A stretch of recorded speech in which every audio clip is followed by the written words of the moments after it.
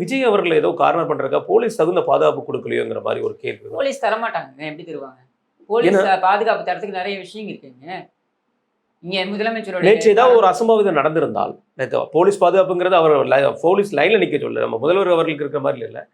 ஏதாவது ஒரு அசம்பாவிதம் அந்த டூ வீலர்ல போகும்போது ஏதாவது ஒரு அசம்பாவிதம் நடந்திருந்தா அந்த வழக்கு வந்து திரு விஜய் அவர்கள் மேல பாயறதுக்கு வாய்ப்பு இருக்கு இல்லையா? அதை வந்து தமிழக அரசாங்கம் மறைமுகமா செய்ய துடிக்குது. அதுதானே அவங்க விரும்புறாங்க. ஏதோ ஒரு கெட்ட பேர் வந்துட்டு போகுது, நமக்கு என்ன?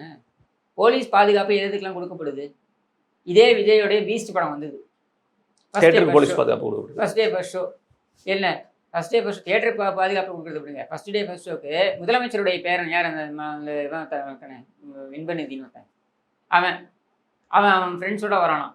16 பேர் ஃப்ரெண்ட்ஸோட வரான்னு 38 பேர் போலீஸ் பாதுகாப்பு. ஏன்னா 4 மணி காலையில் ஃபர்ஸ்ட் டே ஃபர்ஸ்ட் ஷோன்ட்டு 4 மணி 4:30 மணி காலையில் தியேட்டருக்கு இவனுக்கு மட்டும் பிரத்யேக பாதுகாப்பு. அசிஸ்டன்ட் கமிஷனர் கிரேடில் இருக்கக்கூடிய போலீஸ் ஆஃபீஸர் வச்சு இவனுக்கு பாதுகாப்பு. சரி, அதுக்கெல்லாம் கொடுக்கறதுக்கு வேண்டாமா போலீஸு? நீங்கள் போய் இதெல்லாம் கொடுக்கணும்னு எதிர்பார்க்குறீங்க? சட்டம் ஒழுங்கை பார்க்கறதுக்காக போலீஸ் இருக்கீங்க. முதலமைச்சரின் மருமகள் வந்து ஒரு படம் எடுக்கிறாங்க, அது ஒரு ஓடாத படமாக டப்பா படமாக இருக்கும். அந்த டப்பா படத்தை அதுக்கு ஸ்பெஷல் ஸ்க்ரீனிங் போடுவாங்க, அதுக்கு பாதுகாப்பு கொடுக்கணும். இதுக்கெல்லாம் தான் பாதுகாப்பு கொடுக்க முடியும்.